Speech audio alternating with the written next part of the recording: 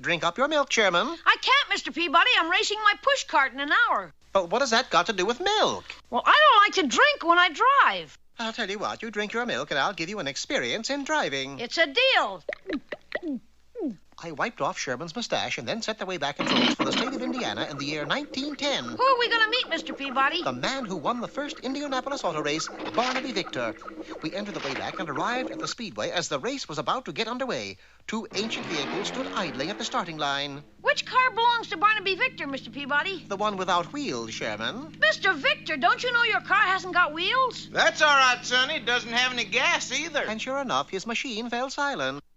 How do you expect to win the race? I don't. Not with carbon dioxide running against me. Carbon dioxide was Spain's most famous racer, a man who would stop at nothing to win a race. Buenos dias, senor loser. Golly, Mr. Peabody, you said Barnaby Victor would win this race. And so he shall, Sherman. We must put tires on the car and refill the gas tank. But there's no time. The starter's ready to wave the flag. Well, I took care of that by switching flags. Instead of the usual one, he waved a flag bearing the words, "Hooray for Cornwallis." The police arrested him as a radical, and the track sent out for another starter. Even though the delay was slight, it enabled us to complete our tasks. All set to go, Mr. Victor. He was all set to go, all right, but in the wrong direction. You go that way, Barnaby. Are you sure? Trust me, won't you? The flag was dropped, and the two cars sped off on the first of 500 laps. Barnaby Victor opened up an early lead, one that lasted exactly one lap. He's coming into the pit, Mr. Peabody.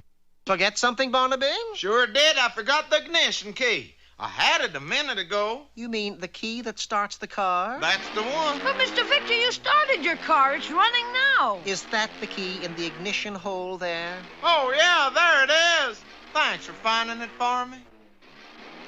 You sure he's going to win, Mr. Peabody? Instead of answering, I focused a pair of field glasses on the track. Carbon dioxide had not only gone into the lead, he was making preparations not to lose it. What's carbon dioxide up to now? He pulled his car to a stop and painted a view of the Grand Canyon on a retaining wall on the far turn, and then he took off. He must be crazy. Like a fox. When Barnaby Victor saw the picture of the Grand Canyon, he thought he was at a drive-in movie and shut his motor off. Oh, he'll lose for sure now. No, he won't. I grabbed a bucket of paint, dashed to the wall, and splashed it against it. In black letters came the words, "The End." Barnaby assumed the show was over and resumed racing. Soon he had not only caught up, but was out in front. Now if he can only hold the lead. But he didn't. Dioxide turned on a siren, put on a policeman's uniform, and forced Barnaby to stop. He then gave him a ticket for speeding. By the time we got there, Dioxide had resumed racing. Get going, Mr. Victor. Can't, Sonny. Why not? That officer took my license away. There was no time to argue. The race was almost over. Quick, Sherman, pretend you're feeling faint. Huh?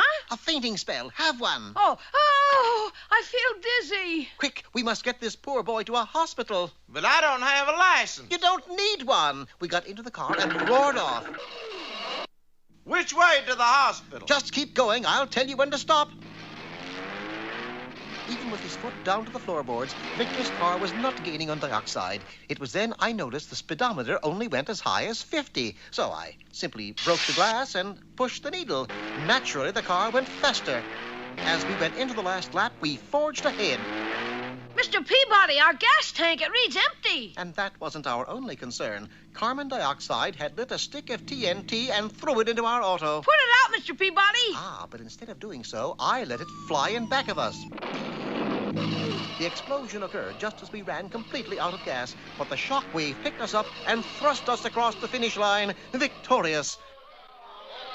Barnaby Victor had won the race, and carbon dioxide was banned from racing. Did Mr. Victor ever race again? No, Sherman. As soon as he crossed the finish line, he headed for a gold mine he owned in the hills and was never seen again. How come? Well, look, Sherman, the road only goes one way. And he never came out of that hole in the ground? That's right. Sherman, you are now looking at a one-track mine.